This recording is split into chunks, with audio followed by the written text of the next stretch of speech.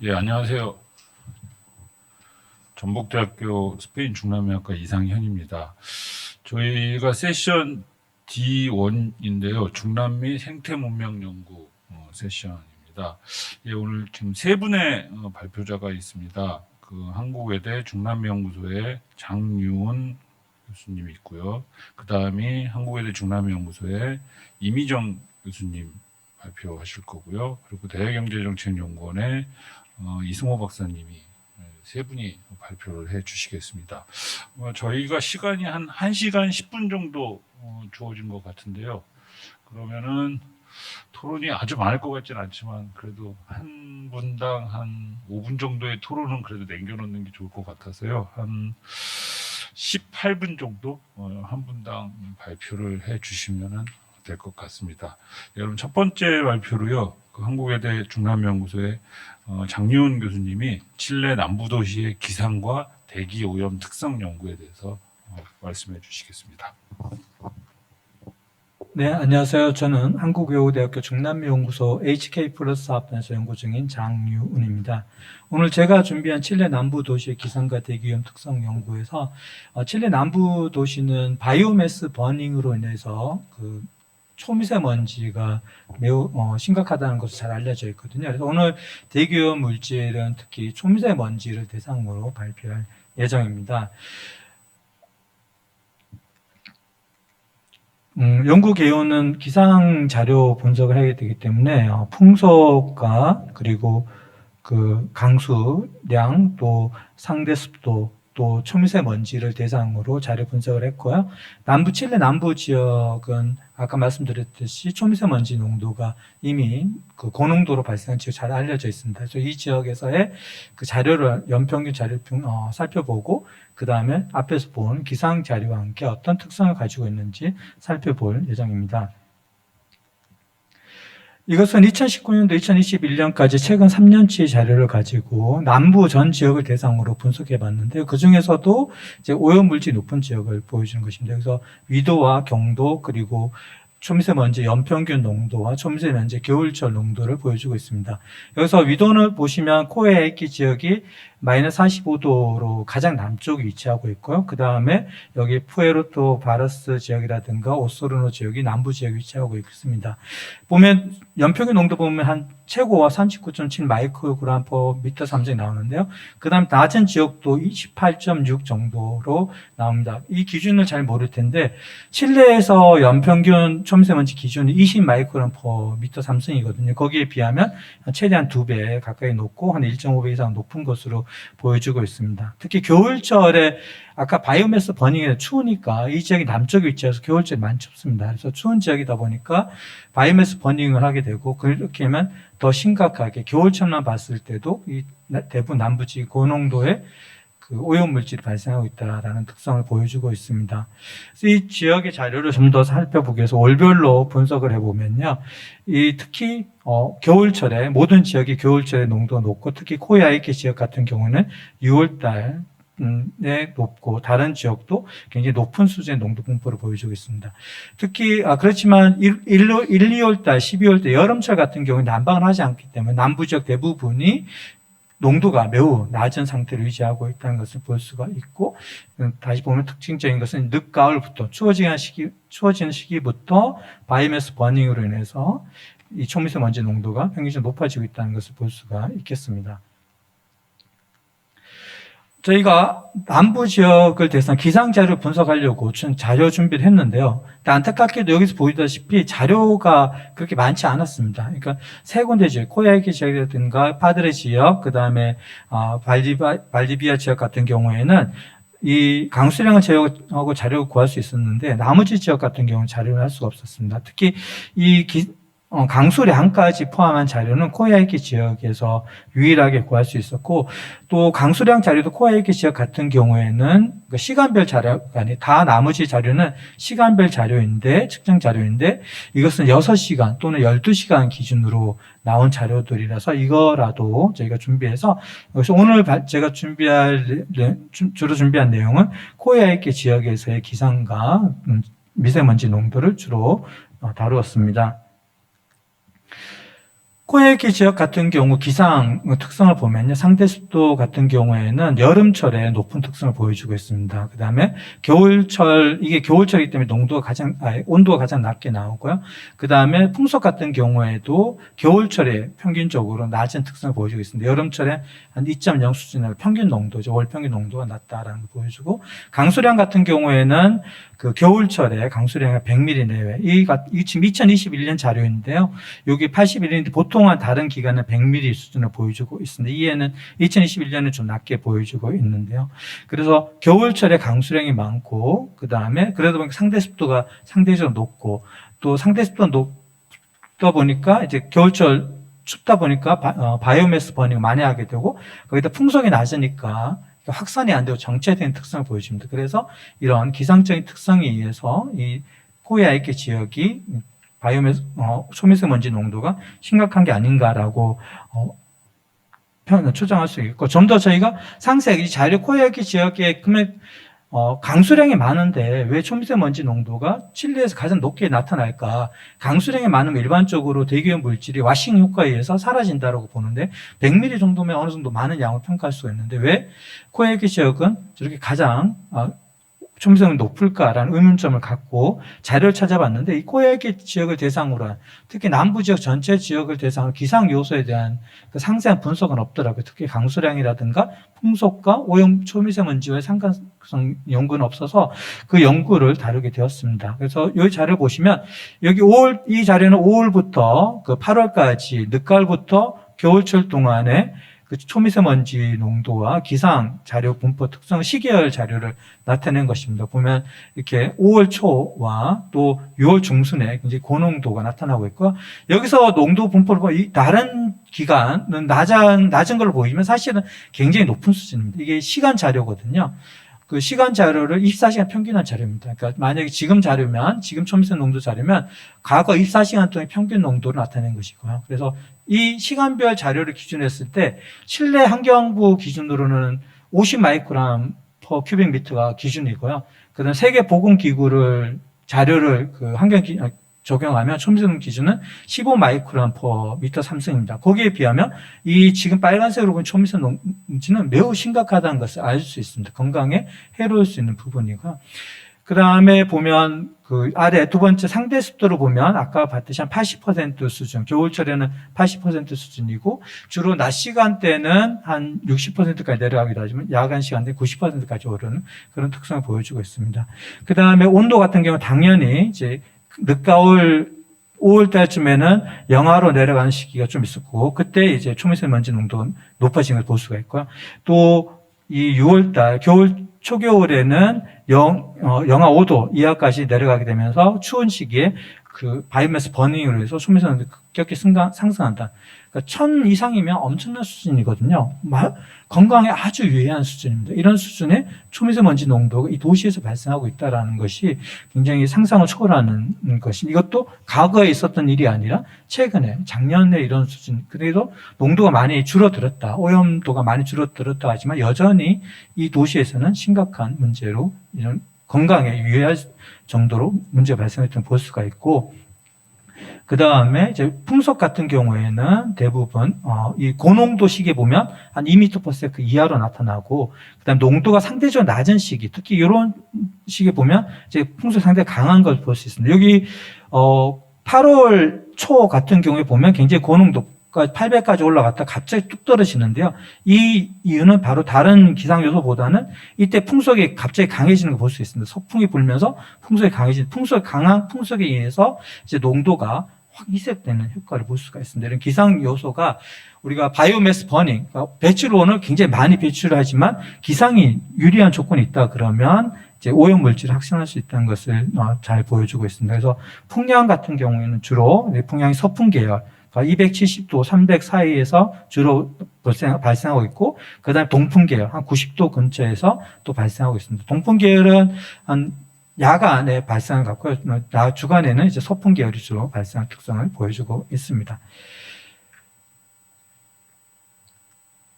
그래서 이 강수량의 영향을 많이 주기 때문에 이 강수량 누적 분포는 어떻게 되는가를 봤더니 강수량이 많이 발생하면 많이 발생할 경우에 오염 물질을 줄일 수가 있는데요. 일반 다른 연구에서 강수량 시간당 1mm 이상 내리거나 또는 시간당 4mm 이상 내릴 때 대기오염 물질을 와싱하는 효과가 있다고 알려져 있습니다. 근데 여기서는 1mm만 보더라도 한 60% 이하가 1mm 이하로 나타나고 있다는 것을 볼 수가 있고 4mm까지 보더라도 매우 낮은 양을 볼 수 있습니다. 특히 1mm 같은 경우는 기준이 시간당 1mm인데 아까 제가 코야이키 같은 경우에는 6시간 기준으로 1mm나 그런 기준이기 때문에 훨씬 더 그러니까 적지 않아요. 즉 강도 측면에서는 매우 강도가 조금은 비들이 작게 오는 낮다. 적게 많이 오고 빈도는 많고 그렇기 때문에 그러니까 어떤 오염물질 제거에 크게 기여하지 못하고 있는 게 아닐까라고 추정해 볼 수 있겠습니다.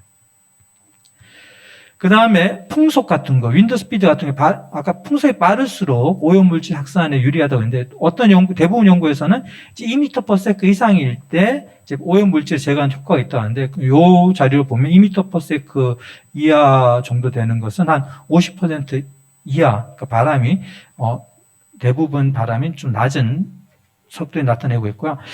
또 어떤 연구에서는 중국 같은 경우 풍속의 영향을 보면 3m/s 이상일 때 중국은 굉장히 다양한 도시에서 오염원이 많이 있잖아요. 오염 배출된 도시 많기 때문에 다른 지역에서 바람이 강하게 불 경우에는 오히려 다른 지역 오염물질 이동해 오는 사례가 있었는데요.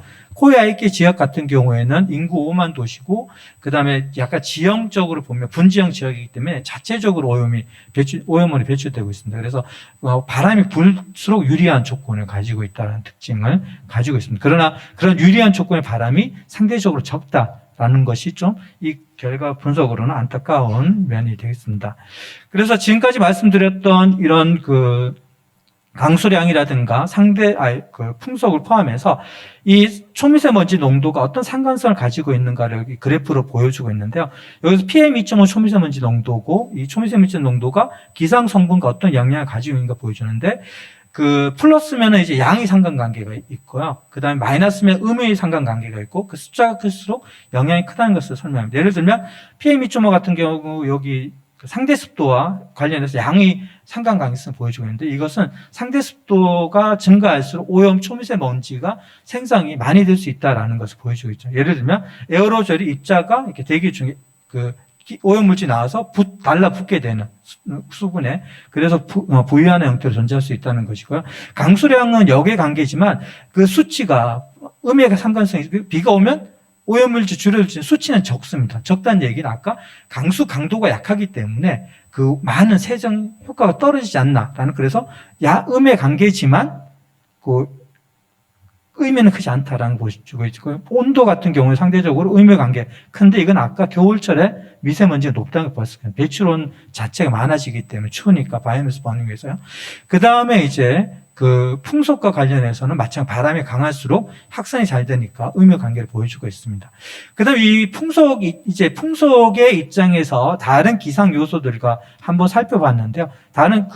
풍속이 강할수록 이 상대 습도가 낮아지는 특성을 보여주고 있고 음의 상관관계죠. 그러니까 풍속이 강하면 상대 습도가 낮아지기 때문에 오염물질은 좀 줄어드는 그런 특성을 보여주고 있습니다. 아까 그런 관계가 있고 그다음에 온도와 관련해서도 온도와 양의 관계인데 그래서 풍속이 증가할 경우에 온도가 높아진 즉 겨울철에는 풍속이 낮아질 수 있다라는 거꾸로 그런 의미가 되겠고요. 그 다음에 이것은 빨간색이죠. 윈드 디렉션, 풍향과 관련된 풍향은 0일 경우에는 북풍이 되고요. 90일 경우에는 동풍, 그 다음에 180일 경우에는 서풍, 270일 경우에는 서풍이 됩니다. 180 남풍이, 270 서풍, 그래서 360은 북풍이 되는 것이니까 이 숫자가 커지면 커질수록 양의 관계 커질수록 서풍이나 북풍이 된다라는 의미가 있거든요. 그래서 우리 연구 결과에서 보면 이게 서풍일 경우에 그 주로 이제 풍속이 빠른 특성을 보여주고 있습니다. 그래서 뒤에 보이시죠? 서풍이 불 경우에는 이제 초미세먼지 농도가 줄어들더라. 여기 풍량 보면 풍속 같은 경우에 이제 풍량과 마이너스 상관 관계가 있다라는 것을 보여주고 있고, 그죠? 근데 풍속은 또 이 초미세먼지와 마이너스 관계가 있기 때문에 서풍이 불 경우에는 그 초미세먼지 농도는 줄어들 수 있다라고 결론을 내릴 수가 있겠습니다. 자, 그래서 이것은 이제 일평균 자료 평균에 본 겁니다. 시간 자료로 일평균을 나타내는 자료인데요. 강수량 같은 경우 일평균, 그랬을 때 일평균 농도가 어떻게 되는가 봤을 때 한 5mm 이상, 5mm 이상의 측정 자료를 봤을 때 그때는 이제 초미세먼지를 일정하게 분포한다는 걸 볼 수가 있고요. 그래서 이것을 보면 비가 오지 않을 때는 101 마이크론 퍼 큐빅 세제곱미터인데 비가 많이 오면 올수록 3mm 이상일 때, 3의 6이 아니라 3 이상일 때는 농도가 2배 이하로 줄어든다는 걸 볼 수가 있겠습니다. 그래서 강수량에 영향이 있다. 안타깝게도 강수량 빈도가 낮은 게 안타까운 점이지만 강수량이 영향이 있다는 것이고, 풍속 같은 경우에도 보면은 바람이 낮을 경우, 저속일 경우에는 158 마이크론 퍼 큐빅미터인데 반해서 바람이 강할 때 3m/s 이상일 때 보면 농도가 한 4배 이상 줄어든다 볼 수가 있습니다. 그래서 이런 풍속도 강해서 앞에 상관성과 비슷한 특성을 보여주고 있습니다. 여기서는 다 일평균 자료를 가지고 설명한다라고 보시면 될 것 같아요. 그래서 상대 습도 같은 경우도 상대 습도는 어떤 특성한 리니어한 경향이 없는데 보시면 상대 습도 낮을 때 약 한 70% 내외일 때, 일평균 70% 내외일 때 농도는 이제 100 마이크론 퍼 미터 삼성 정도로 일정한 수준을 보여주고 있지만 75% 이상일 때는 굉장히 고농도로 일평균 농도가 초미세먼지 증가한다고 볼 수가 있습니다. 그래서 선형적이진 않지만 상대 습도도 어느 정도 영향을 미치고 있지 않겠는가라는 것을 추정해 볼 수가 있는 자료라고 할 수가 있겠습니다. 그래서 시간이 별로 이벤트 보면 이제 이 고농도 겨울철, 가을철 이벤트성 사례를 살펴보면요. 이때 기상은 어떤가? 겨울철에 보면은 굉장히 고농도라 했죠. 아까 칠레 정부는 50이고 세계 보건기 15라고 했는데 그 기준 훨씬 초과하는, 특히 6월 15일, 24시간님이 6월 15일, 6월 16일, 48시간, 6월 17일 이렇게 자료가 되는데요. 24시간, 밤과 새벽 넘어가면서 굉장히 고농도의 초미세먼지 발생하게 볼 수 있고, 이때 기상은 굉장히 약하다. 1m/s 이하 2m/s 정도 약하고, 온도는 당연히 겨울철이니까 영하고니까 이제 사람들이 배출온도 많이 발생한다라고, 배출온도 많이 발생하고 풍속도 약하니까 새벽 시간대 야간과 새벽이 높을 수밖에 없는 형태가 되겠습니다. 풍속 같은 경우는 바람이 셀 경우에는 아까 서풍이라고 얘기했었고, 그 다음에 바람이 약할 경우 동풍 계열이 바람이 분다고 얘기했었는데요. 그런 경향성이 조금 보이고 있고, 중요한 것은 강수량이 전혀 발생하지 않았던 겁니다. 이 시기에는 그 강수량이 전혀 없었다. 그러니까 강수량이 없이 추울 때는 바람도 약할 때 이런 조건에서는 오염물질이 농도가 증가할 수밖에 없다는 것이고요. 이것은 가을철에 보면, 가을철도 아까 겨울보다는 농도가 낮지만 그래도 50나 10 정도 기준에 비하면 높은 상태 오염물 특성을 보여주고 있고, 5월 5일 24시간까지 49, 6일, 7일 정도 이렇게 나타내는데, 마찬가지로 윈드 스피드 같은 경우에는 2m/s 이하로 낮은 특성을 보여주고 있다는 것을 보여주고 있죠. 이때도 비는 오긴 왔지만 12시간 간격으로 비가 오긴 왔었지만, 그렇지만 그 양이 매우 낮다. 0.2mm. 그러니까 6시간 동안 0.2mm가 온 거고 12시간 동안 0.2mm가 왔기 때문에 매우 낮은, 그러니까 큰 영향을 미치지 못했다는 것을 볼 수가 있겠습니다.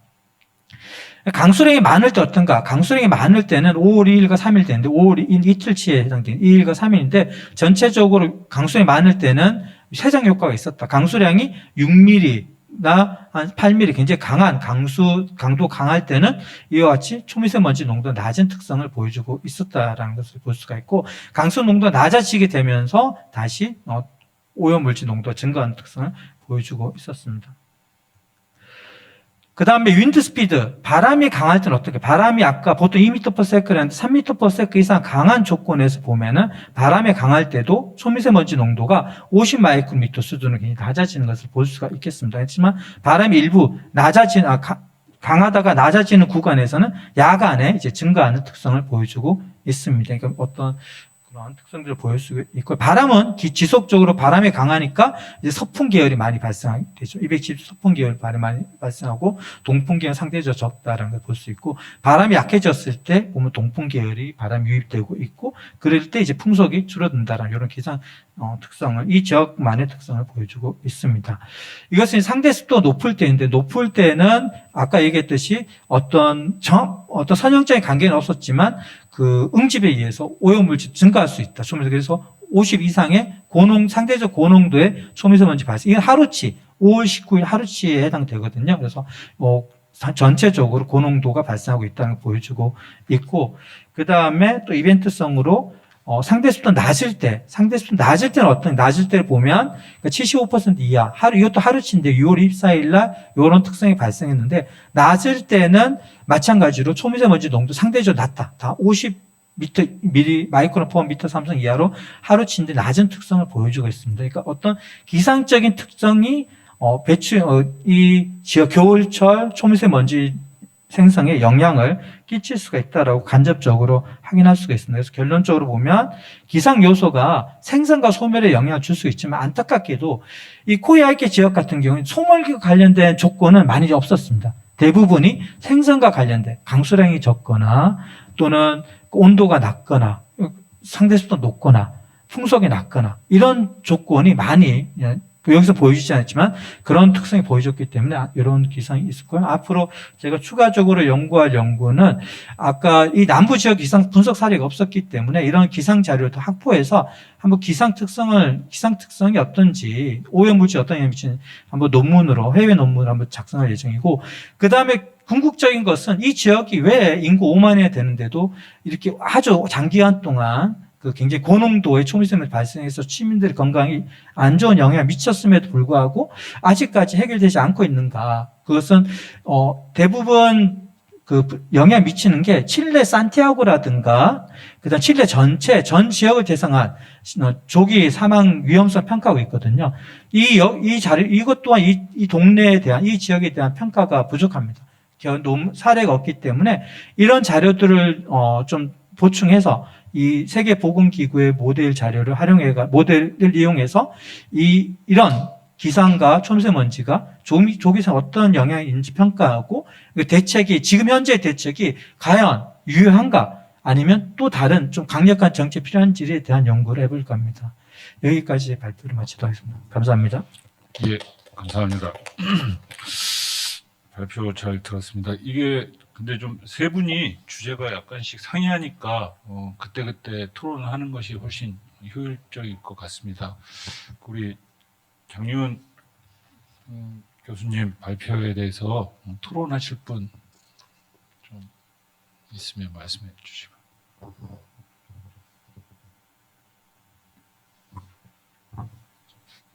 예, 제가 여쭤봐도 돼. 네. 좋습니다. 예. 안녕하세요. 발표 일단 잘 들었습니다. 제가 백그라운드 놀리지가 없어서 되게 이상한 질문을 하는 걸 수도 있으니 양해를 해주십시오. 일단 첫 번째로는 이게 제가 어쨌든 이것도 리저널 레벨로 이렇게 보시는 건데, 어쨌든 이 남부 지역이 칠레, 예를 들면 뭐 산티아고라든지 뭐 다른 일반적인 그런 다른 지역들에 비해서 일단 초미세먼지 농도가 얼마나 높은 것인지 이거를 처음에 보여주시면은 이제 사실 저희가 저는 백그라운드 노리지 없는 사람들이 이해를 하기가 쉬울 것 같고, 그 다음에 이제 어쨌든 이 초미세먼지 생성을 발생시키는 요소가 결국에는 그 바이오매스가 타서 그런 거라고 말씀을 하셨는데, 그러면 제 이해가 잘 안 가는 게, 바이오매스를 태우는 사람들은 뭐 대부분 이제 가정에서 하거나 난방을 한다고 아까 말씀하셨는데, 아니면 뭐 기업이 많아서 뭐 배출이 많이 된다거나 뭐 그럴 수 있을 것 같은데, 그러면 인구가 이렇게 적은데 왜 이렇게 이게 많이 태워지는 것이며, 그러면 이제 다른 인구 밀집 지역과 비교했을 때 뭐 이게 어떤 상이성이 있는 것인지, 뭐가 이렇게 주요한 게 있는 것인지, 아까 그 환경적인 부분으로 인해서 기상적인 요건에 의해서 많이 감소가 되지 못한다고 이렇게 말씀을 해주셨는데, 그럼 다른 지역과 비교했을 때는 얼마나 그런 것인지, 그런 거를 조금 더 설명을 해주셨으면 좋겠습니다. 예, 또 질문 답변하시면 될 것 같습니다. 네. 그 리저널 레벨에서 보면 제가 산티아고 같은 경우 예전에 발표를 해서 중복될까봐 했는데 산티아고 시보다 봄에는 거의 낮아요. 훨씬 낮습니다. 여름에는 훨씬 낮아요.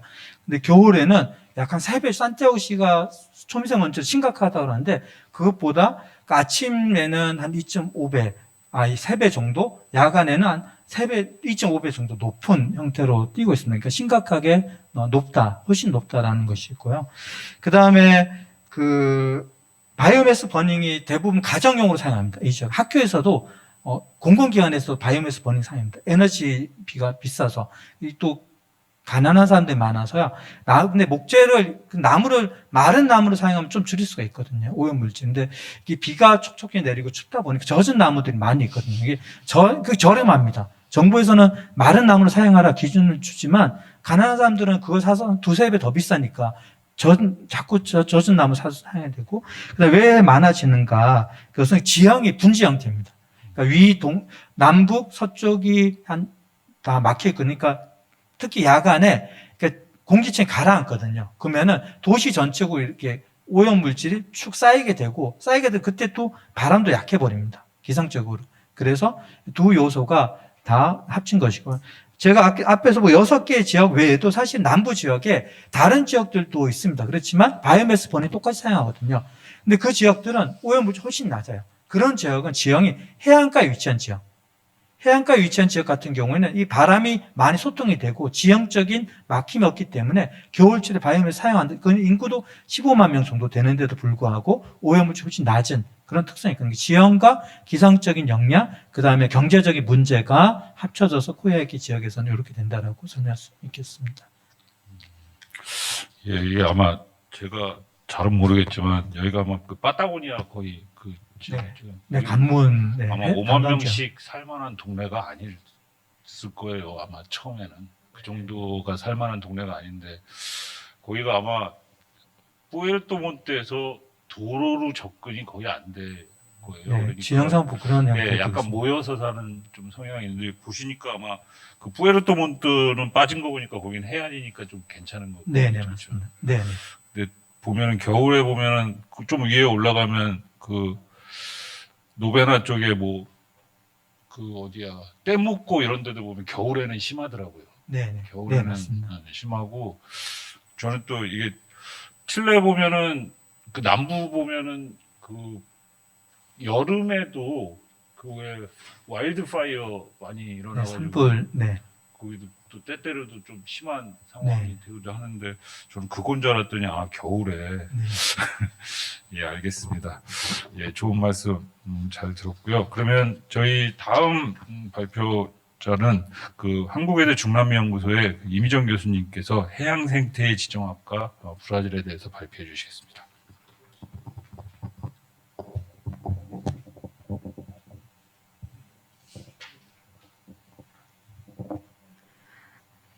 안녕하십니까. 한국외대 중남미연구소 HK 플러스 사업단의 이미정입니다. 저는 해양생태 지정학과 브라질이라는 제목으로 발표를 하려고 그러는데요.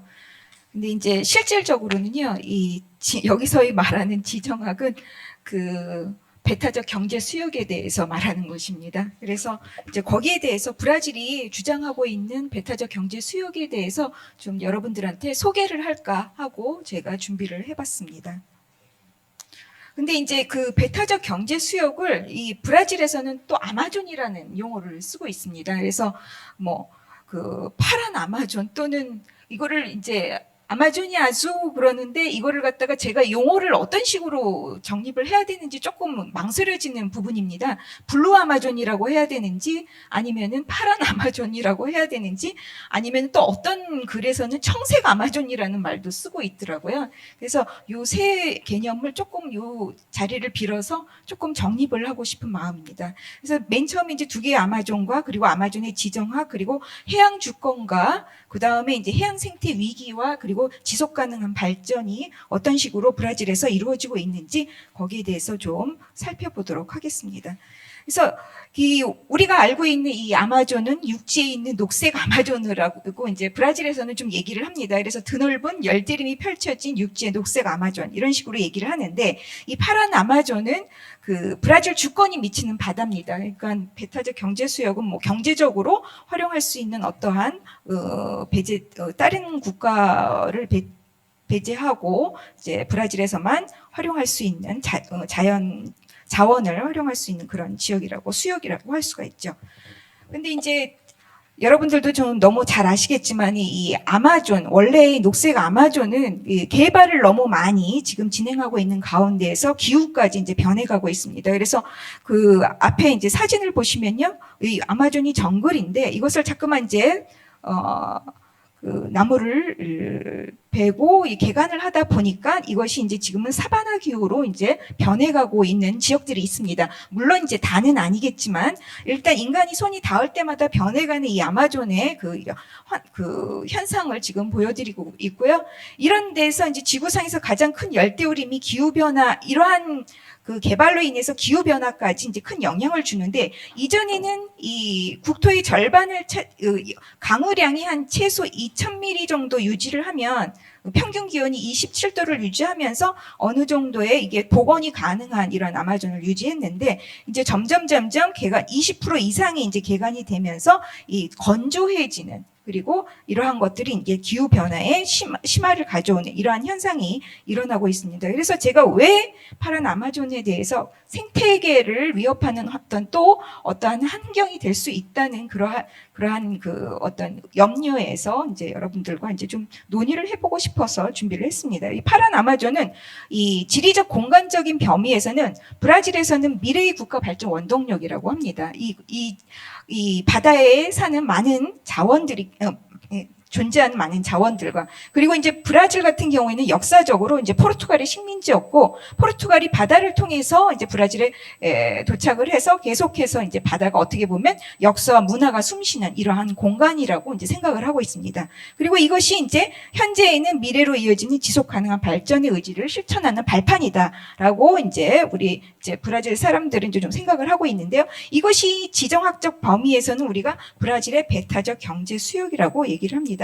여기 왼쪽에 사진을 보시면요, 브라질 지도가 있고요.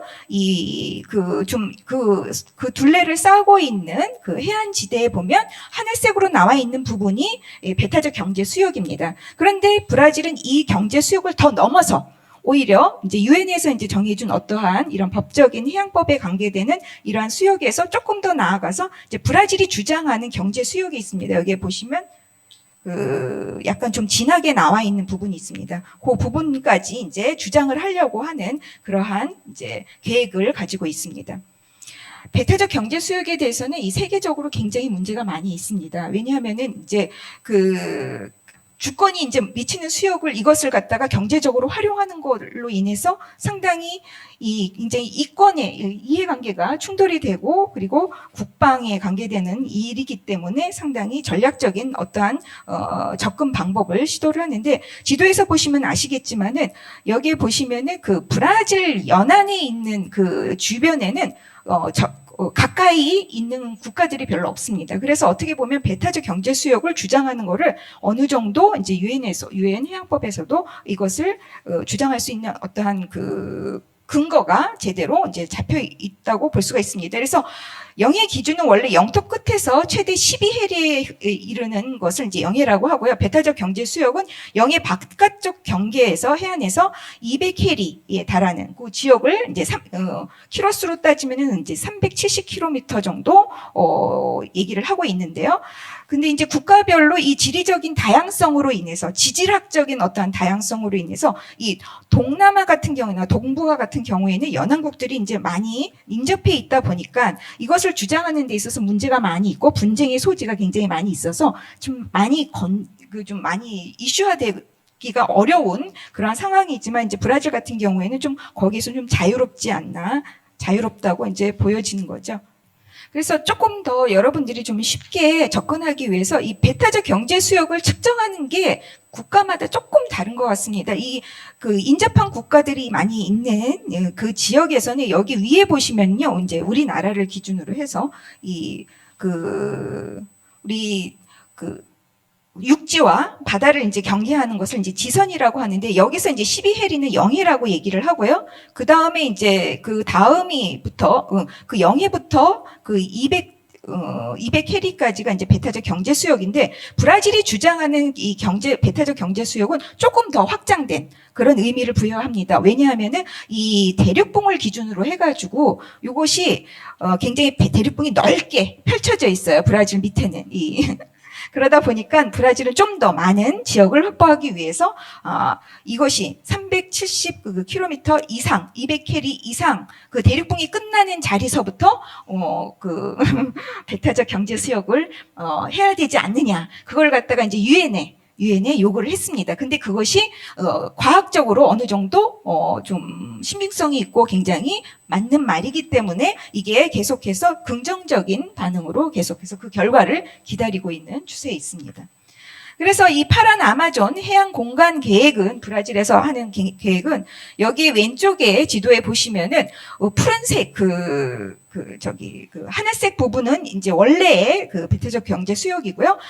좀 진하게 나와 있는 부분은 이제 굉장히 이제 좀 더 확장된 대륙봉을 좀 기준으로 해서 좀 확장된 그러한 경제 수역입니다. 그런데 이제 우리가 조금 좀 더 좀 깊이 들어간다면 이 지역은 그 남동부, 브라질의 이 남동부의 해역은 상당히 지금 석유 자원이 굉장히 많이 매장되어 있는 지역입니다. 그리고 지금도 많이 개발이 되고 있는 상황에서 이것을 이제 주장함으로써 과연 이것이 생태 보존을 위한 어떠한 움직임이라고 어떻게 얘기할 수가 있느냐. 그것이 이제 굉장히 안건인데 이것은 이제 나중에 이제 얘기를 하겠지만은 1998년에 이제 브라질에서는 이러한 준비를 갖다가 아주 오래 전서부터 이제 시작이 되면서 법률 통해서 이것이 이제 좀 하층토와 아니면 해저 이런 영해 문제를 갖다가 주권을 행사하기 위해서 그 어떠한 이 유엔 해양법 협약의 이제 체계 안에서 우리는 이것을 요구를 하고 있다라고 얘기를 하고 있습니다. 그래서 이제 유엔 해양법 74조에 따라서 대륙봉 외부 한계 설정에 관한 행동법 방침이 있는데 거기에 합의를 통해서 영해와 대륙봉에 대한 권리를 주장할 수 있는 가운데 브라질은 여기에 이제 요구를 한 거죠. 이게 정당한 권리라고 볼 수가 있습니다. 그래서 이것을 갖다가 왜 그러냐면 이 대륙봉 폭이 차이가 있습니다. 이 브라질 같은 경우에는 이 왼쪽의 지도를 보시면요. 그 노란 부분이 이제 대륙봉을 이제 보여주는 지도인데요. 이 북쪽에는 좀 넓게 있고요. 약간 북동부에는 조금 얇게 있습니다. 그런데 이제 좀 내려오면 남동쪽으로 내려오면 좀 더 확장이 되어 있는 것을 볼 수가 있어요. 그래서 이것을 요구하는 것이 굉장히 정당하다라고 얘기를 합니다. 그런데 이러한 것들이 왜 이 해양 생태가 굉장히 중요하냐면 바다는 해양 생물의 다양성이 존재하고요. 그 다음에 지구의 다양한 생명체 80%가 사는 천혜의 보고라고 알려져 있습니다. 그 다음에 이제 지구에 존재하는 생물의 97%를 보유하고 있고 육지에서 사용하는 50%의 산소를 생산하고 있으면서 이산화탄소 배출의 3분의 1을 흡수를 하고 기후 조절 역할을 하고 있습니다. 그래서 회복 가능한 미래를 설계할 수 있는 잠재력이 있는 공간, 이 마지막 공간이 바로 이제 해양 환경이 아닌가라는 이제 얘기를 하고 있는 거죠. 그래서 이 블루 아마존의 가치는 굉장히 다양합니다. 이러한 해양 생태도 보존을 하면서 어떻게 하면 이러한 자원들을 잘 활용을 할 수 있고 여기에 이제 자원이라고 하면 많은 산업 활동이 여기에서 이제 이루어지고 있는데요. 뭐 석유를 갖다가 생산을 한다든가 아니면은 관광업이라든지 아니면 어업이라든지 에너지 그러니까 석유는 에너지 자원이죠. 그리고 가장 중요한 것은 이 생태를 보존하기 위해서는 생물 다양성을 유지하는 것이 가장 중요한데 이것을 어떻게 이러한 산업을 통해서 유지를 하면서 생산을 할 수가 있는지 거기에 대해서 이제 깊이 이제 연구가 진행되고 있습니다. 그래서 이 파란 아마존의 범위가 보면은 해양 생물의 다양성이 이 다양한 종 서식지가 350만 제곱킬로미터라고 합니다. 그리고 세계 맹그로브 숲의 2%가 존재하고 있고요. 그리고 여기 지도에서 보시면 알겠지만은 그 브라질 해안뿐만 아니라 브라질 이제 섬이 있거든요. 그래서 섬이 있으니까 이 북동부에 섬이 이제 세 군데가 있고 군도가, 그리고 남동부에도 이제 섬이 있는데, 여기 이제 전부 다 여기 관계되는 이 정착지, 즉 해안에 살고 있는 그러한 이 구역들이 17개 주를 지나가고 391개의 지자체가 이제 통과하는 이러한 지역입니다. 그래서 이러한 생물 다양성을 가장 가깝게 이것을 관리를 할 수 있는 기관은 어디냐 많이 하면은 이제 로컬한 어떤 행정 지자체라고 이제 보는 거죠. 그래서 우리가 이제 저번에 아까 이제 첫 번째 세션에서 이 보편적인 어떠한 그 자연을 갖다가 이제 관리를 하기 위해서는 상당히 그 자체를 중요시하겠지만, 이 관리적인 측면에서는 이 로컬적인 어떤 관리가 가장 효율적이 아닌가라는 것을 이제 보여주는 부분인 것 같습니다. 그래서 이 파란 아마존의 지정학적 이 범위가 이제 정치, 경제, 환경, 전략적 공간인데, 이거를 어떤 식으로 이러한 수역을 어떤 식으로 제대로 이제 관리할 수 있는지, 거기에 대해서 이제 그 브라질은 이제 주장을 하고 있는데, 그런데 이제 실질적으로 이 배타적 경제 수역은요 굉장히 개방적입니다. 왜냐하면 이 지역을 통해서 타국의 선박이 항해를 할 수 있고요, 통신이라든지 아니면은 이 수송을 위한 어떤 케이블이나 파이프가 설치가 가능합니다. 그 다음에 이제 단지 이제 채취나 뭐 조사 같은 이 과학적인 어떠한 이런 것들은 이제 아무래도 이제 그 국가에서 이제 허락을 받아야 하겠지만은, 굉장히 어떻게 보면은 개방적인 어떤 공간이기 때문에 이것이 어떤 이제 그 세계적인 그 측면에서 유엔의 어떤 방향과 동참을 해야지만이 이것이 이제 상호 협력을 통해서 이루어진다고 생각을 해서, 이제 브라질 정부는 계속해서 이러한 이제 움직임에 동참을 하고 있습니다. 그래서 2015년에 브라질의 이 유엔 2030 의제와 이 그 17개 뭐 지속 가능한 발전 목표에 이제 동참을 하면서 이제 본격적으로 이 해양 환경을 보존을 하기 위한 어떤 개발 목표를 이제 내세우고 있습니다.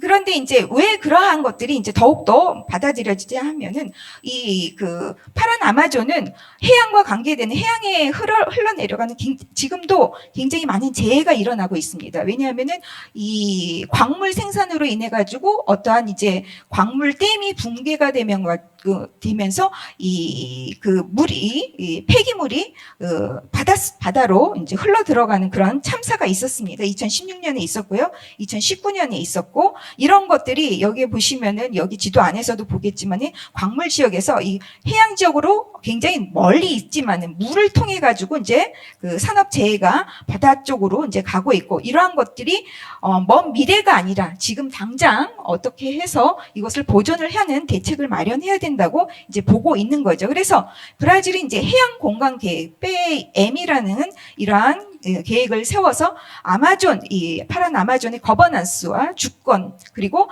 해양 환경 공유 같은 이러한 지속 가능한 어떤 사용을 위한 어떤 움직임을 이제 마련을 하고 있습니다. 그래서 굉장히 여러 그 관계 부처를 통해서 이러한 실질적인 어떤 움직임을 이제 보여주고 있고요. 특히 이제 그 해양 산업과 굉장히 면밀한 관계가 있고, 굉장히 그 경제적인 어떤 부를 창출하는데 아주 직접적인 관계가 있는 지역이기 때문에, 이 문제는 이 재해가 진짜 실질적으로 많이 일어나고 있는데, 특히 이제 그 브라질에서 여기에 보시면은 그 해양에서 온 어떤 오염 물질이라든지 이런 기름 유출 사건이라든지, 또는 그 어업 문제가 이제 중국 어선이 그 태평양을 통해 가지고 이제 마젤란 해협을 통과해서 이제 브라질 남부에까지 이제 진출을 하면서 그 배타적 경제 수역까지 들어왔었던 그런 사건이 있어가지고 무력 충돌이 일어날 뻔했었습니다. 그래서 이러한 문제들이 과연 이런 것을 어떤 식으로 이제 관리를 해야 되는지, 거기에 대해서 이제 굉장히 고민을 많이 하고 있습니다. 그래서 이러한 문제들이 과연 이 그 보호를 위한 어떠한 보호만이 문제가 아니라 이것은 어떻게 보면 방위적인 문제이고, 그리고 이것을 관리하는 데는 실질적인 어떠한 방위와 전략적인 이러한 문제가 이제 우선시 되어야 된다고 이제 얘기를 하고 있습니다. 그래서 브라질은 이제 국가 안보 차원에서 특히 이 파란 아마존이라는 개념은 이 브라질 해군에서 만들어진 용어거든요. 그래서 그만큼 이 전략적인 어떤 보전과 지속 가능한 발전을 위해서는 이거를 갖다가 모니터링할 수 있는 그 차원부터 먼저 시작을 해야 된다. 그래서 이 그 블루 아마존을 모니터링하는 정교한 감시 시스템이라든가 아니면은 이 브라질 대서양 횡단 파트너십을 통해서 물론 이제 인접한 어떤 국가는 없지만은 남대서양을 중심으로 해서 어떤 아프리카 대륙이나 아니면 중간에 어떠한 개도국, 주로 이제 개도국이 이제 인접한 지역인데 그 지역들과의 이제 파트너십을 통해서 이제 브라질도 같이 여기를 이제 수역을 보존하는 이러한 것들을 갖다가 제대로 해야 된다라고 이제 계획을 세우고 있습니다. 그래서 이러한 부분들이 이제 과연 앞으로 어떻게 될지는 모르겠지만은 선진국이 주도하는 어떠한 그러한 이제 수역을 보호하는 그러한 거를 떠나서 이제 브라질은 약간의 이제 신흥국이라고는 얘기하지만 이제 개도국 수준에서 어떤 협력이 어떤 식으로 이루어질 수 있을지 거기에 대해서 이제 앞으로 이제 굉장히 관심이 들어서 제가 이 부분에 대해서 좀 조사를 잠깐 해봤습니다. 네, 제 발표는 여기까지입니다. 예, 감사합니다. 시간 아주 잘 맞춰주셔서 감사드리고요. 예, 이미정 교수님 발표에 대해서 토론하실 분 있으면 부탁드리겠습니다.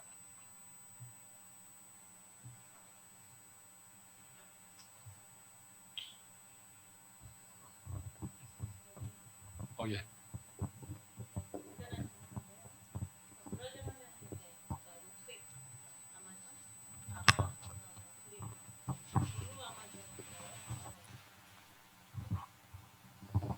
블루 아마존이라고 해서 이렇게 새롭게 다가왔는데요. 브라질의 어떤 생태 환경 문제에서 이 블루 아마존이 차지하는 뭐랄까 중요성이랄까. 그리고 이제 최근에 이렇게 물론 브라질뿐만 아니라 전 세계적으로 이렇게 해양 생태계에 대한 관심이 굉장히 고조되고 있는데 특별히 브라질에서 더 그렇게 된 혹시 뭐 그런 배경이나 이런 게 있나 그런 부분에 대해서 좀 여쭙고 싶습니다. 제가 너무 몰라서. 예, 질문 감사드리고요. 아까도 말씀드렸듯이 지금 가장 세계적으로 이슈가 되는 것은 에너지 문제죠. 근데 이제 브라질의 이제 블루 아마존에서 지금 석유가 생산이 되고 있는데 이게 이 남미에서 뭐 베네수엘라가 물론 이제 석유 매장은 많이 되어 있지만 실질적으로 생산은 브라질이 가장 많이 되고 있거든요.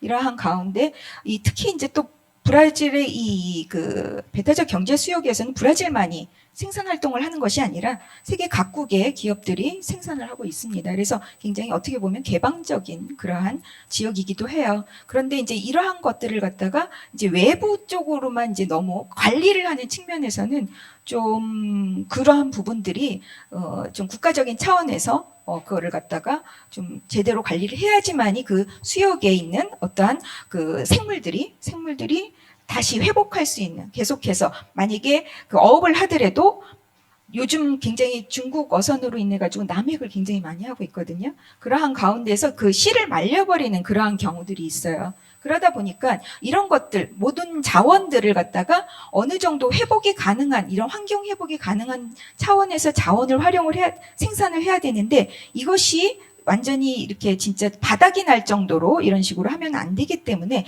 이 관리의 측면에서는 굉장히 거버넌스 측면에서 굉장히 중요하다고 보고 있습니다. 그래서 일단은 블루 아마존 같은 경우에는 해군에서 만들어졌기 때문에 어떻게 보면은 국가적인 방위적인 측면이 상당히 많이 강합니다. 특히 이제 브라질도 군사력 측면에서 굉장히 강하고 그리고 뭐 물론 이제 선진국에 의한 어떤 패권주의가 있지만은 해역에 보시면은 그 섬들이 브라질 섬뿐만 있는 것이 아니라 영국 섬들이 둘러싸고 있습니다. 그래서 그 수역을 지키는 거에는 상당히 이 국제적인 어떠한 어떠한 이 경계에 대한 어떠한 이 방위 목적도 상당히 많이 좌우가 되고 있거든요. 그래서 그런 문제 때문에 이 그 블루 아마존이 굉장히 좀 많이 이슈가 될 수 있지 않나 그런 생각이 듭니다. 답변이 됩니다. 예, 감사합니다. 또 더 토론하실 분 없으면 저희가 지금 이제 20분이 딱 남았기 때문에요. 저희 다음 발표인 대경제정책연구원의 그 이승호 박사님께서 중미 국가에서의 기후 변화와 이주, 지속 가능 발전에 대한 시사점을 주제로 발표해 주시겠습니다.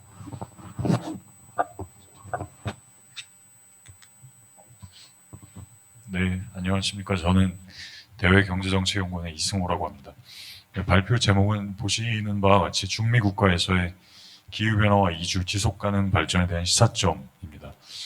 제목은 거창하지만 저희가 저희 연구원에서 지금 여러 사람들이 함께 연구를 하고 있는 주제의 소주제라고 하시면 될 것 같습니다. 그래서 저희가 알고 싶은 것은 사실 기후변화가 일어나면은 기후변화가 미치는 여러 가지 영향들에 따라서 사람들이 정말로 이주를 가느냐, 그곳이 국내 이주가 됐던 국외 이주가 됐건, 이거를 이제 어쨌든 저희 연구원은 경제정책연구원이라서 좀 실증적으로 분석을 많이 하려고 하는 그런 연구입니다. 그래서 중미에서 주로 중미에서 미주로 많이 미국으로 많이 이민을 가기 때문에, 그래서 아니면 이제 중미 안에서도 이제 이주가 많고요.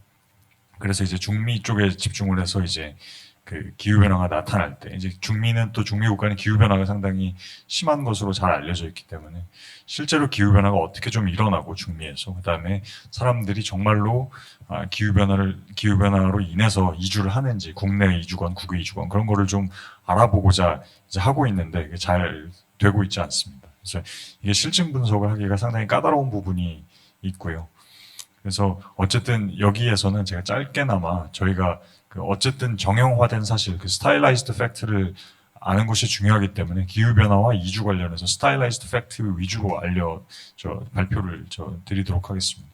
말씀드린 것 같이 저희 지금 중미 국가가 여러 국가가 있지만 일단은 멕시코, 과테말라, 엘살바도르, 온두라스 이 4개 국가에 집중을 하고 있고요. 이 4개 국가를 고른 이유는 일단 기후변화의 높은 취약성을 가지고 있어서 이렇게 골랐습니다. 그래서 잘 아시는 바와 같이 이 중미 태평양 연안에서 엘니뇨 남방진동이라고 있지 않습니까? 엘니뇨 서던 오실레이션이 폭이 넓어지고, 그다음에 이 엘니뇨랑 라니냐가 번갈아서 발생하는 이 발생 주기가 상당히 변화를 하고 있어서 온도라든지 강수량 패턴 같은 기후 요인들이 점진적으로 변화를 하고 있는 것으로 지금 보고가 되고 있고, 그것과 더불어서 그런 이유들 때문에 이 홍수라든지 폭풍, 가뭄, 산사태 이런 예기치 않은 자연재해, 기후재해 발생 빈도, 그다음에 한번 발생을 하더라도 굉장히 강도가 세게 나타나는 것으로 많이 보고가 되고 있습니다. 그래서 실제로 여러 가지 지표를 봤을 때도 대표적인 것이 절먼 워치라는 것인데 잘 아시겠지만, 그래서 여기에서 발표하는 그런 자료들을 봐도 과테말라, 엘살바도르, 온두라스, 멕시코가 세계적인 기준으로 봤을 때도 상당히 높은 위치에 기후현상에 대한 취약성 순위에서 상당히 높은 위치를 차지하고 있다, 이렇게 보시면 될 것 같습니다. 그래서 저희가 결국 알고 싶은 게, 그럼 이렇게 중미 4개 국가에서 기후변화가 극심하게 발생을 하고 있는데 이로 인해서 얼마나 이주를 하느냐 이거지 않습니까? 그래서 그거를 좀 살펴봐야 되는데, 살펴보기 전에 좀 항상 유념을 해야 되는 부분이 이 점진적인 기후변화가 있고, 그러니까 슬로우 온셋으로 나타나는 것이 있고, 그다음에 아주 갑작스럽게 나타나는 재난 또는 기상이변, 이 두 가지로 인해서 발생하는 이주를 구분할 필요가 있다. 그래서 이 기온과 강수량 패턴이 점진적으로 변하는 것, 이것과 기후변화로 인한 자연재해가 갑자기 발생하는 것, 이것은 효과가 분명히 다르게, 비슷한 부분도 있겠지만 다르게 나타날 것이고, 그 다음에 이주에 미치는 영향도 다르게 나타날 것이라는 거죠. 그래서 기온이라든지 강수량 패턴이 바뀌면은 보통 예를 들면 농부들이 커피 농가의 농부들이 당장은 몰라도 점진적으로 온도가 높아지기 때문에, 커피는 굉장히 온도에 민감한 작물이지 않습니까? 그래서 조금씩 위로 올라가서 고산지대로 더욱더 올라가서 농사를 지어야 하는 뭐 그런 것들처럼 이제 생산수단의 생산성이 이제 바뀐다. 생산성이 바뀌기 때문에 이제 정주 여건이 악화돼서 뭐 이주를 가야 되고, 심한 경우에는 더 이상 우리나라에선 살 수가 없다. 뭐 아니면 우리나라 전에도 이제 여기선 살 수가 없으니 도시로 가자. 아니면 도시에도 살 수가 없으면 이제 국외로 가자. 뭐 이런 식으로 이제 그 이주 패턴에 영향을 미친다는 겁니다. 그리고 기후 변화로 인한 자연재해가 일어나면은, 예를 들어서 뭐 큰 폭풍이 왔다든지 큰 홍수가 오면은 이제 바로 즉각적으로 생활 수준에 영향을 초래하는 것이기 때문에 이것 또한 이제 이주로 이제 발생할 수 있는 그 여지가 있다. 그래서 이 기후 변화가 국내외에 일시적 영구적 인구 이동의 유인을 인센티브를 제공하고 있다는 것은 잘 알려진 사실이고, 이제 관련 연구가 최근에 특히 이제 기후 변화랑 이제 이주의 이슈가 굉장히 국제적으로 각광을 받고 있기 때문에 관련 연구가 굉장히 활발한 상황입니다. 그래서 저희가 거기에 조금이나마 이제 컨트리뷰트를 하려고 하는 것이고요. 그래서 말씀드린 것처럼 기후변화 진행이 굉장히 가속화되고 있기 때문에 이 중미 4개 국가에서 지금까지 나타났던 이주 패턴에 무언가 변화가 더 발생할 것이라고 이제 전망이 되고 있고, 그래서 일단 국가 내 이주로 인해서는 가장 걱정되는 부분이 역시 도시화 속도가 빨라지는 거라고 볼 수가 있겠습니다. 안 그래도 이제 개발도상국에서 도시화 문제가 이제 큰데, 이 도시 인구 증가가 이제 기후 변화로 인해서 가중될 수 있다. 그럴 경우에는 이제 도시에서 여러 가지 안고 있던 이미 사회 경제적 문제가 더 가중될 수 있고, 그다음에 기후 변화 취약성 역시 더 이제 증대가 될 수 있다. 뭐 이런 이야기가 있고요. 그다음에 국외 이주 같은 경우는 이제 중미 4개 국가 출신 국민, 이 멕시코, 엘살바도르, 온두라스, 과테말라, 이 4개 국가 출신 국민은 뭐 사실상 미국으로 많이 정규 이민이 됐건 불법 이민이 됐건 비정규적 이민이 됐건 이제 하고 있는데, 이제 미국으로의 정규 이민, 그다음에 불법 이민 문제가 더욱더 조명을 받을 것으로 보여집니다. 이것은 이민 송출국에서도 문제이고요. 이민 유입국인 미국에서도 굉장히 뭐 아시겠지만 큰 문제입니다. 그래서 결국에는 저희가 예상하기로는 자연재해로 인해서 이재 이주라든지 기후변화 적응 차원에서 이 메커니즘으로서의 이주, 그다음에 재난을 회피하는 기제로서의 이주, 이 모든 형태의 이주가 늘어날 것으로 이제 전망이 됩니다. 그래서 이제 간단하게 기상요소 데이터들을 저희가 먼저 보여주려고 하는데요. 아까 장훈 교수님께서도 기상요소 데이터를 쓰셔서 뭐 더 잘 아시겠지만, 일단 중미 4개국 연평균 기온은 계속해서 4개 국가에서 이제 지금 이건 1901년도부터의 자료인데요. 그래서 지난 뭐 120여 년 동안 조금씩 이제 올라가는 모습이 보여지고 있고, 연평균 최고 기온 변화 역시 계속해서 이제 올라가는 추세입니다. 이게 이제 전 세계 평균이랑 어떻게 좀 다르냐 하면은, 제가 찾아보니까 전 세계 평균보다 조금 더 이제 올라가는 것 같더라고요. 근데 이제 이게 얼마나 큰 의미를 갖고 있는지는 제가 이제 과학자가 아니기 때문에.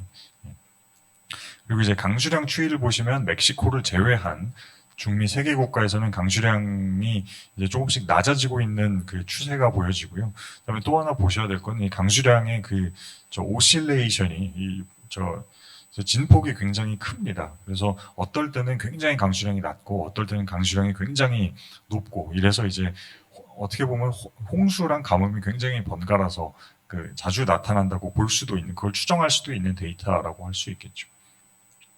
그다음에 이제 이거는 1921년도부터 2021년도까지 중미 4개 국가에서 5월에서 10월, 그러니까 우기에 강수량 0.1mm 이상이라도 있었던 날의 수의 변화입니다. 그러니까 조금이라도 비가 왔던 날이 얼마나 많았냐죠. 그래서 우기에 비가 하나도 안 왔던 날, 거의 안 왔던 날들이 과테말라, 엘살바도르, 온두라스에서는 일수가 조금씩 낮아지고 있는 추세가 이제 발견이 됩니다. 그러니까 우기에 비가 예전만큼 안 오고 가뭄이 조금 더 심해지고 있다는 뜻이죠. 이게 저희가 에피소드들을 많이 알고 있어서 그 에피소드들이랑 부합하는 통계 자료라고 보면 될 것 같습니다.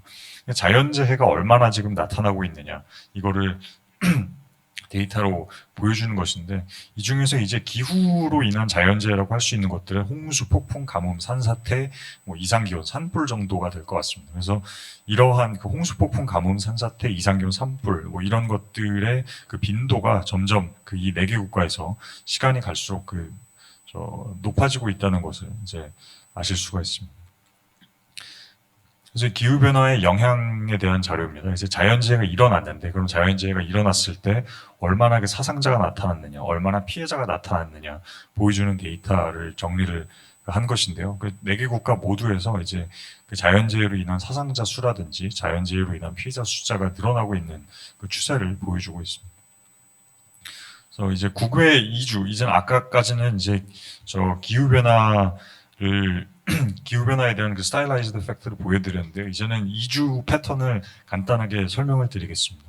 그래서 일단 그 저희가 중미 4개 국가를 본 이유가 애초에 그 국외 이주자 비중이 높아서입니다. 그래서 이 중미 18개국을 대상으로 전체 인구 대비 국외 이주자 비중을 받고 그다음에 그 연도별로 또 GDP 대비 해외 송금액 비중, 그러니까 얼마나 그 국가 경제가 송금으로부터 해외에서 그 들어오는 돈으로 이제 유지가 되고 있느냐, 뭐 이렇게 볼 수 있겠는데, 그래서 보면은 저 왼쪽 그래프를 보시면은 엘살바도르가 굉장히 그 국외주자 비중이 높고 굉장히 높아지고 있는 패턴이 보여집니다. 그래서 온두라스 같은 경우나 멕시코, 과테말라도 이제 그 상당히 상위권을 차지하고 있고 그 국외주자 비중이 높아지고 있습니다. 그다음에 이제 GDP 대비 해외 송금액도 보시면은 엘살바도르, 과테말라, 니카라과, 멕시코 뭐 이 국가들은 해외 송금액 비중이 워낙 높은 걸로 GDP 대비 이미 잘 알려져 있고 그 비중이 높아지는 국가들이 굉장히 대다수로 이제 보여집니다. 그래서 그만큼 이제 이주를 점점 더 많이 하고 있는 것으로 보여줄 수가 있겠죠. 그다음에 이제 망명 신청자 수와 그다음에 이 난민 수, 인구 10만 명당 보여주는 그래프 2개를 가지고 왔는데요. 이것도 역시 아까 중미 4개 국가에서 그 점점 더 망명 신청자 수라든지 난민 수가 늘어나고 있는 추세가 대부분 이제 보여지고 있습니다. 그래서 이제 국외 이주 현황입니다. 그래서 잘 아시는 것처럼 멕시코 출신들은 어디로 가는지, 과테말라 출신들은 어디로 가는지 이거를 이제 연도별로 보여주고 있는데 어느 국가로 이 사람들이 가장 많이 유입됐나 보여주는 겁니다. 그래서 잘 알려진 것처럼 멕시코 같은 경우는 뭐 2015년에서 20년 사이에 미국으로 간 사람들의 그 비중이 전체 그 이주자의 뭐 한 94% 정도를 차지한다. 뭐 과테말라 출신 사람들 중에서는 미국으로 간 사람들이 전체의 뭐 한 92%를 차지한다. 그러니까 여기서 드리고 싶은 말씀은 결국은 미국으로 거의 다 간다는 그 이야기죠. 자, 엘살바도르도 마찬가지고 이제 온두라스도 비슷한 상황이라고 보면 되시겠습니다. 이제 다만 그 온두라스 같은 경우는 조금 재밌었던 것이 이제 미국으로 가는 비중이 점점 줄어들고 있고 스페인으로 가는 이민자 숫자가 조금 늘어나고 숫자도 그렇고 이제 비중도 늘어나고 있는 추세입니다. 그래서 이거는 혹시 뭐 온두라스랑 스페인 사이에 뭐 정책적으로 그 정규 이민을 권장하는 어떤 뭐 그런 것이 있었나 그런 걸 좀 이제 찾아봐야 될 것 같습니다. 근데 이제 지금까지 보여드렸던 건 이제 정규 이민의 숫자고요. 이제 잘 아시는 것처럼 중미 국가에서 이제 미국으로 가는 이민자들은 이제 비정규 이민이 굉장히 많은 것으로 알려져 있습니다. 그래서 어느 정도가 불법 이주를 할까 이거를 추산하기가 굉장히 어려운데 프록시를 할 수 있는 것 중에 이제 하나가 이 국경지대에서 얼마나 그 미국의 홈랜드 시큐리티 당국에 적발이 됐느냐. 그래서 그런 데이터를 볼 수가 있을 텐데 2021년 기준으로 한 160만 명 정도가 불법 이민을 하다가 그 적발이 된 것으로 나타나고 있고 이게 10년대 초반부터 점점 증가하는 그 추세가 나타나고 있습니다. 그러면은 이 남서부 국경에서 불법 이주를 시도하다가 도대체 누가 적발이 됐느냐 보면은 국가별로 나눠보면은 2021년도 기준으로 보시면은 멕시코, 과테말라, 엘살바도르, 온두라스 저희가 지금 연구하고 있는 이 4개 국가에서 온 사람들이 대부분 잡힌 것으로 이제 그 그래프에서 나타나고 있습니다. 그럼 이제 자연스럽게 저희 리서치 퀘스천인데 이제 그럼 도대체 기후 변화로 인해서 얼마만큼 이주를 하는 것이냐? 기후 변화로 인해서 얼마만큼 이주를 했냐? 이거를 되게 속아내는 것이 굉장히 어려운 그 작업이고 이거를 하는 게 어려운 실증적으로도 굉장히 어려운 작업입니다. 그래서 저희는 이제 계량적으로 조금 해보려고 하고 있는데 어쨌든 이제 이 그래프들을 좀 보시면 국내 이주를 먼저 말씀을 드리면은 이 자연재해로 인해서 얼마나 국내로 이제 디스플레이스드가 됐느냐, 디스플레이스먼트가 일어났느냐 이거를 보여주는 데이터가 좀 있어서 그거를 가지고 왔습니다. 그래서 멕시코를 제외하고는 뭐 엘살바도르도 그런데요.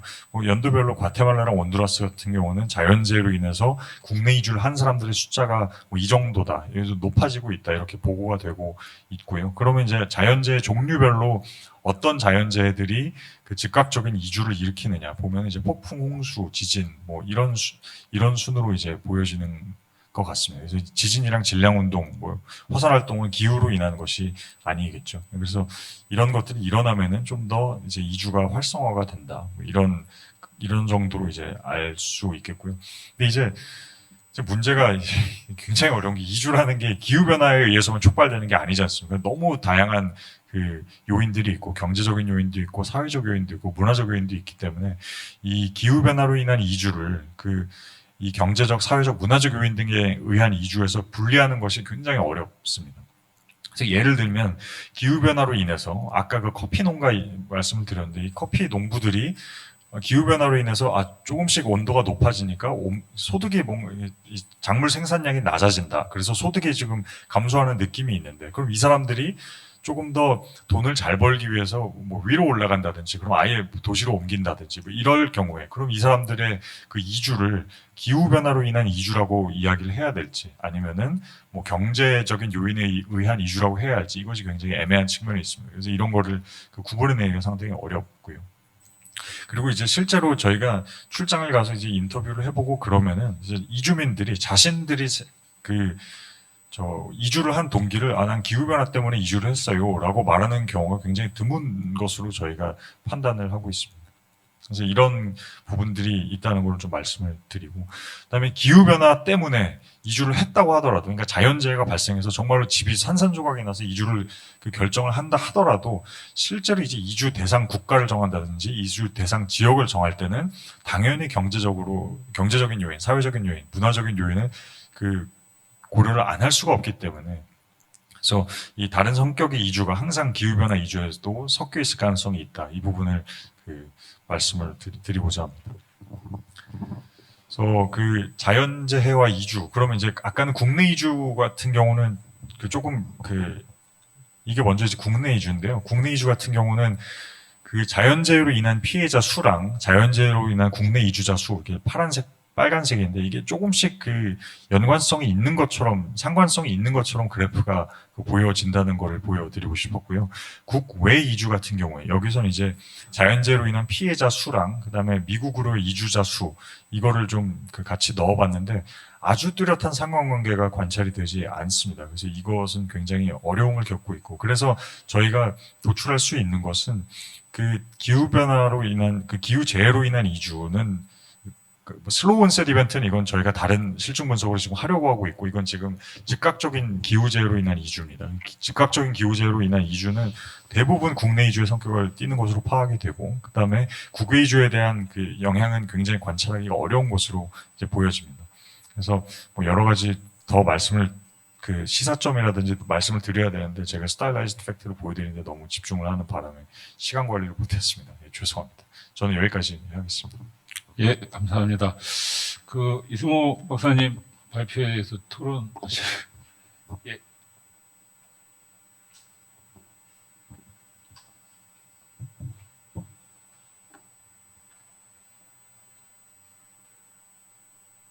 안녕하세요. 저는 스페인어를 전공하고 있는 대학생인데요.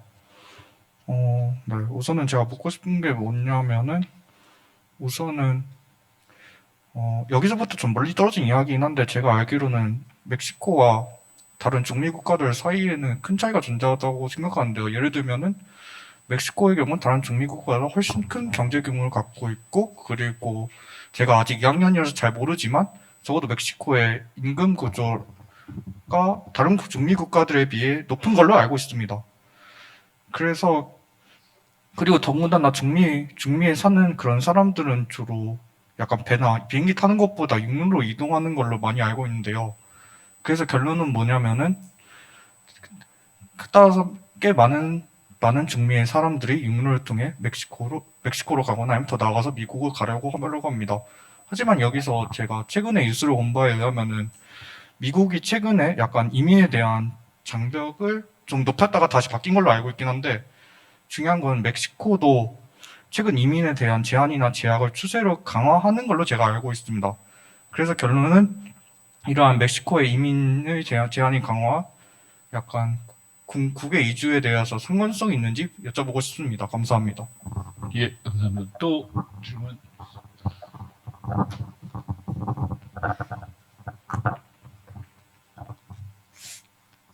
그러니까 이런 부분에 대해서 제가 잘 몰라서 드리는 질문이라고 생각하시면 좋겠습니다. 일단 그 결론적으로 맨 마지막에 하신 말씀이 기후변화로 인한 이주를 다른 유형의 이주로부터 배타적으로 구분하는 것은 어려운 작업이다라고 말씀하셨잖아요. 그래서 전반적으로 봤을 때 사실 상관관계를 찾기가 어려운 상황이라고 생각하거든요. 특히나 우리 학생분이 말씀하신 것처럼 지금 선택하신 4개의 나라의 어떤 이주 양상은 굉장히 다르다고 생각하거든요.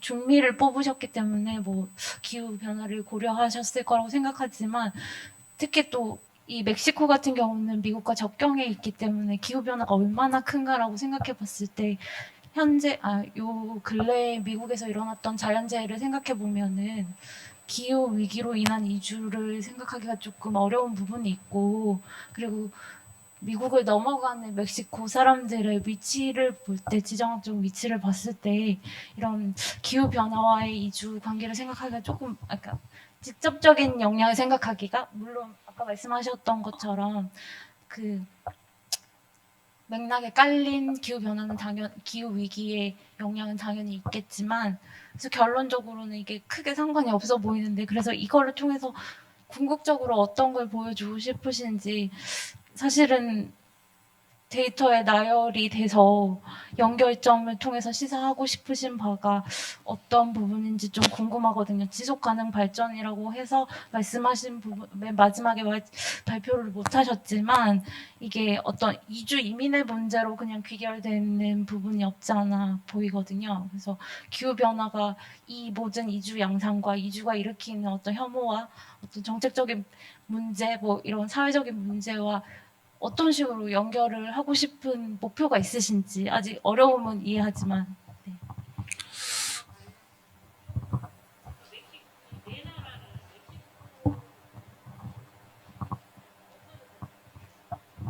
멕시코를 이 중미 국가로 하면서 다른 중미 3개 나라와 이렇게 묶었잖아요. 그렇게 한 특별한 이유가 있는지 보통 멕시코는 북미로 치는데 이렇게 한 범주로 묶은 이유가 있는지 좀 듣고 싶습니다. 저도 하나 사실 이게 근데 그렇잖아요. 아까 처음에도 이승우 교수님, 박사님 말씀하셨지만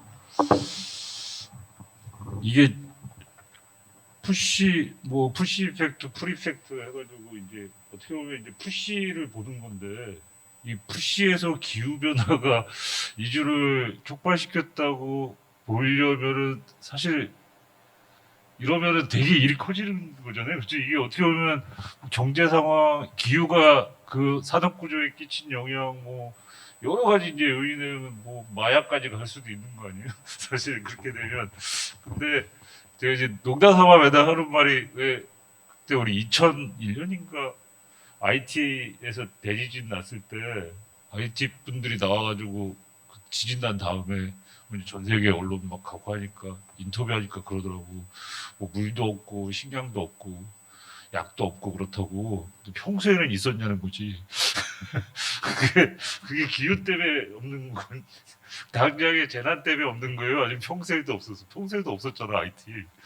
근데 어떻게 보면 좀 먼 얘기 같지만 사실 이제 비슷한 얘기거든요. 서서히 진행됐던 어떤 우리가 그 디터미넌트가 이게 여기서 갑자기 도출되는 게 용이하냐인데 제가 기억하기로는 왜 98년도인가 허리케인 아마 미치일 거예요. 미치 1998년에 미치 같은 경우가 뭐 이재민 아마 온두라스 뭐 니카라가 이쪽 해가지고 이재민이 아마 몇백만 명이 발생하고 막 그래가지고 그때 거의 미국이 아마 정책적으로 그때 아마 대규모 마이그레이션을 아마 받았을 거예요. 이제 그런 식의 정책 이것들을 좀 이렇게 좀 팔러시 차원에서 이제 바라보는 거는 좀 말이 되는데 이건 좀 쉽지 않을 것 같다는 생각이 좀 들어요. 이게 국내 여인 얘기하니까 생각나는데 왜냐면 제가 그때 텍사스에 있어가지고 아는데 2005년인가 그 루이지애나랑 플로리다에 그 허리케인 카트리나라고 엄청나게 불어가지고 뉴올리언스 난리 났을 때 그때 상당히 많은 뉴올리언스 루이지애나 분들이 뭐 이제 텍사스랑 오클라호마랑 이쪽 해가지고 특히 텍사스가 휴스턴 쪽으로 상당히 대규모로 그것 역시 이주를 정책적으로 봤거든요. 뭐 이제 그런 정책 같은 거 이제 그런 거는 이제 뚜렷하게 보이는데 이거는 잘 모르겠어요. 저는. 네, 어쨌든 감사합니다. 뭐 답변 필요하신 답변 해주시면. 네, 저 시간이 괜찮습니까? 예, 일단 모두 굉장히 지당하신 그 코멘트들이었습니다.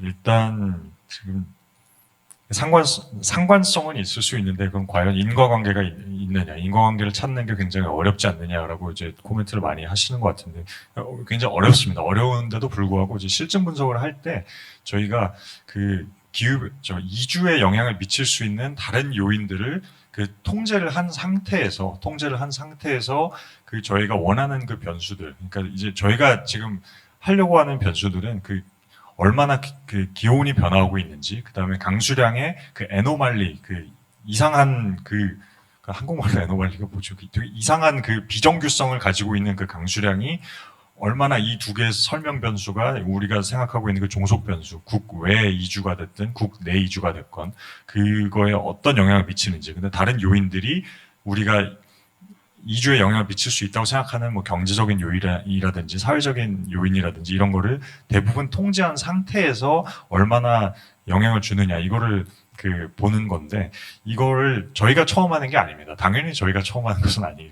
이게 유수한 학자들께서 이걸 하고 있는 분들이 계신데 그거를 저희가 많이 좀 따라가서 그 모델을 차용을 해서 좀 하려고 하는 것입니다. 그럼에도 불구하고 굉장히 어려운 분석이라는 것은 저희가 인정을 하고 한계점이 있다는 것은 저희도 이렇게 잘 알고 있습니다.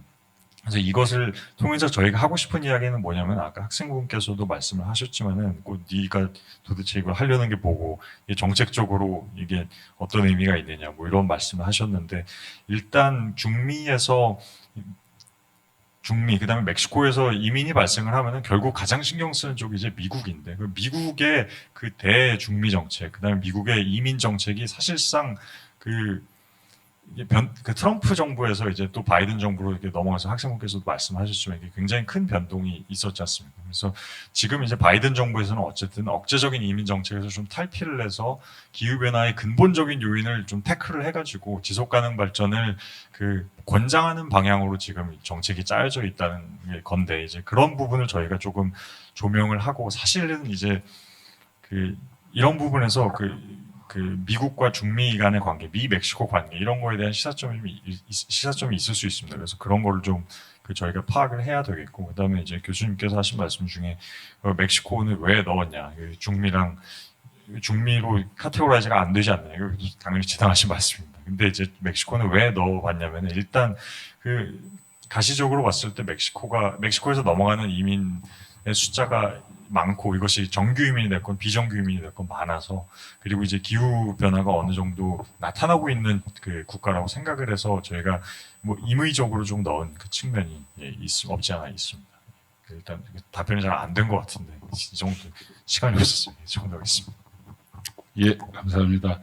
예, 이상으로 우리 중남미 생태 문명 연구 세션 마치도록 하겠습니다. 발표해 주신 세 분과 토론해 주신 분들께 감사드리겠습니다. 다음에 뵙겠습니다.